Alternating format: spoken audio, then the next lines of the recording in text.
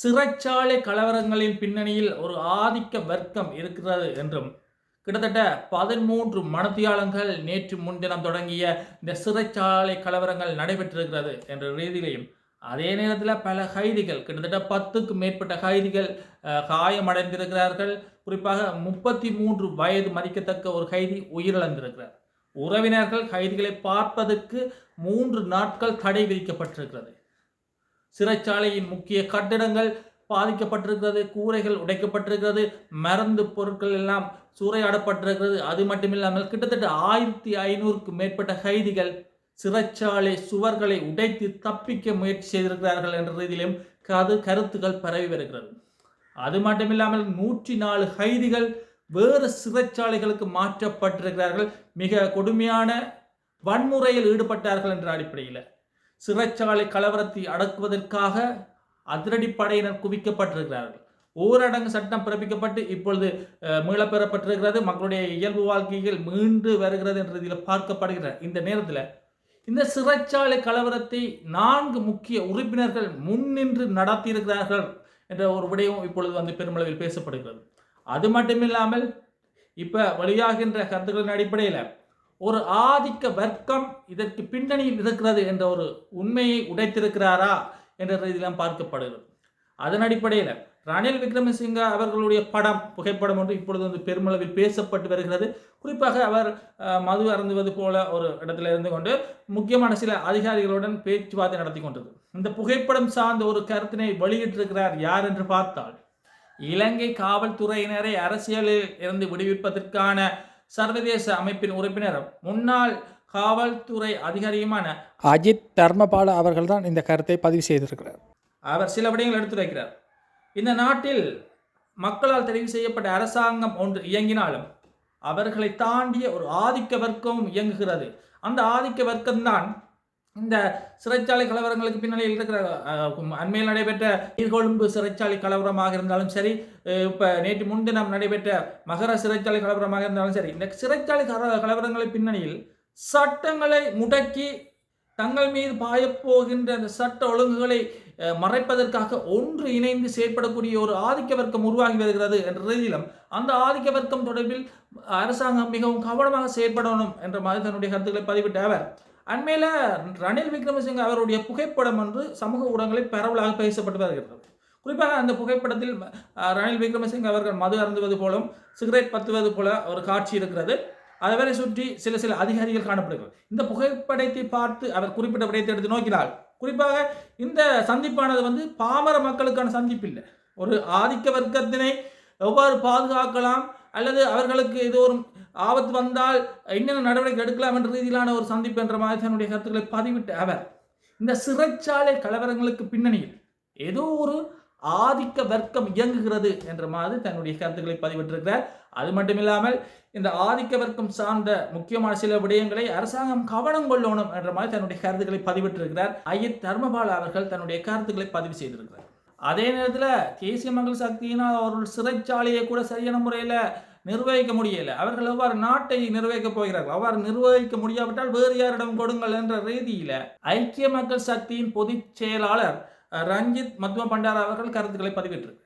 அவர் என்ன சொல்றாருன்னு, அந்த சிறைச்சாலை கைதிகளுக்கு அரசாங்கம் தான் முழு பொறுப்பு. அவர்கள் சரியான முறையில் நிர்வகிக்காததன் காரணமாகத்தான் இந்த சிறைச்சாலை கலவரங்கள் நடைபெறுகிறது. ஆகவே அதிகாரிகள் மற்றும் சிறைச்சாலை கைதிகளுடைய உயிர்களுக்கு அரசாங்கம் தான் பொறுப்பு கூறணும் என்ற மாதிரி தன்னுடைய கருத்துக்களை பதிவிட்ட அவர், இப்போ இருக்கிற அரசாங்கம் சரியான முறையில் இயங்கவில்லை என்ற ரீதியிலும் சிறைச்சாலை கட்டமைப்பை கூட சரியான முறையில் நிர்வகிக்க தவறிவிட்டார்கள். ஆகவே இவர்களால் எவ்வாறு நாட்டை நிர்வகிக்க முடியும் என்ற ரீதியிலும் அவ்வாறு நிர்வகிக்க முடியாவிட்டால் நீங்கள் வேறு யாரிடம் இந்த நாட்டை கொடுத்து விட்டு போங்க என்ற மாதிரி தன்னுடைய கருத்துக்களை பதிவிட்டிருக்கிறார்கள்.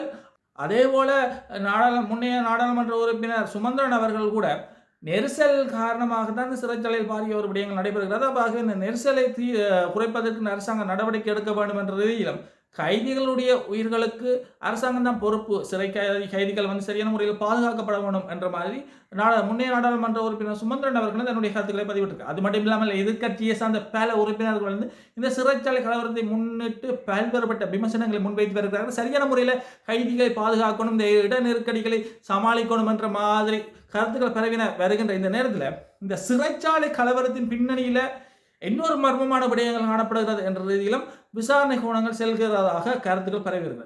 குறிப்பாக சிறைச்சாலையில் இப்பொழுது போதைப் பொருள் அதிக அளவில் கட்டுப்பாடு காணப்படுகிறது. இதன் விளைவால் தான் அங்கு பதற்றமான சூழ்நிலை உருவாகிறது என்ற ரீதியிலும் பார்க்கப்படுகிறது.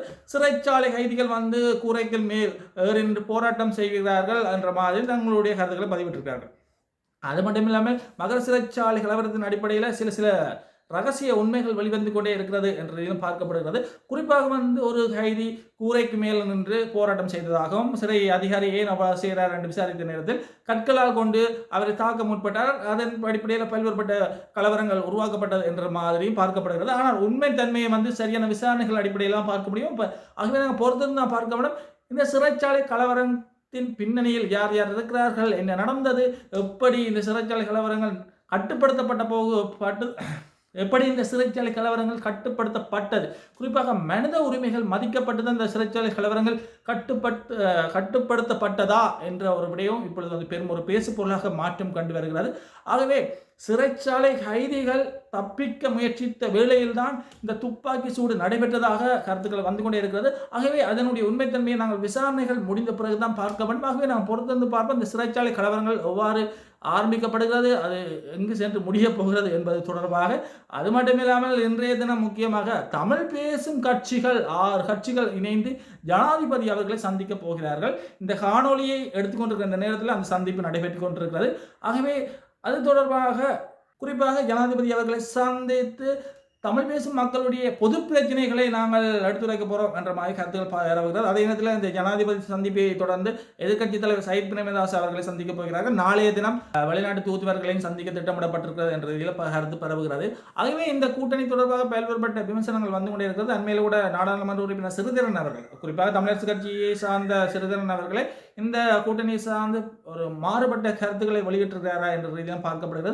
அதே நேரத்தில் நாடாளுமன்ற உறுப்பினர் சாணக்கியன் அவர்கள், அவரும் தமிழரசு கட்சியை சார்ந்த உறுப்பினர், சிறிதரன் அவர்கள் சில இடங்களில் தடுமாறி பேசுகிறார், கட்சிக்கு அவப்பெயர் ஏற்படுத்தி இருக்கிறார் என்ற ரீதியிலேயும் ஒரு ஊடக சந்திப்பின் போது தன்னுடைய கருத்துக்களை பதிவிட்டிருக்கிறார். தமிழரசு கட்சிக்குள் பாரிய ஒரு பிளவு காணப்படுகிறது. அந்த பிளவு வெளித்தோற்றங்கள் எவ்வாறு அமையப் போகிறது என்பது தொடர்பாக நாங்கள் அவதானிக்கக்கூடிய இருக்கிறது. என்ற தமிழ் மக்களுடைய அதிகளவிலான வாக்குகளை பெற்ற நாடாளுமன்ற உறுப்பினர்கள் கொண்டிருக்கிற தமிழரசு கட்சியான தமிழ் மக்களுடைய உரிமைகள் சுயநிர்ணயத்தை வென்றெடுப்பதற்காக போராட வேண்டும். ஆயினும் அவர்கள் தங்களுக்கு இடையிலே முரண்பட்டு கொண்டு கொள்கைகளில் இருந்து மாறுபட்ட தன்மையில் காணப்படுகிறார்களா என்ற ரீதியில் பல்வேறுபட்ட தங்களுடைய கருத்துக்களை பதிவிட்டு வருகிறார்கள். ஆகவே நாங்கள் பொறுத்திருந்து பார்ப்போம் இந்த இலங்கை அரசியலில் எவ்வகையான மாற்றங்கள் நடைபெறப் போகிறது, இந்த மனித உரிமைகளுக்கான கேள்விகள் உருவாக்கப்பட்டு இருக்கிறது, சரியான முறையில் மனித உரிமைகள் பாதுகாக்கப்படுகிறதா என்ற ரீதியிலும், அதே நேரத்தில் சிறைச்சாலை கலவரத்தின் பின்னால் இந்த ஆதிக்க வர்க்கம் ஒன்று இருப்பதாக தர்மபால அவர்கள் குற்றம் சுமத்தி இருக்கிறார். அது தொடர்பான நடவடிக்கைகள் எவ்வாறு அமையப் போகிறது என்பதனையும் நாங்கள் பொறுத்து காண வேண்டும். ஆகவே தொடர்ச்சியாக பார்ப்போம். நன்றி, வணக்கம்.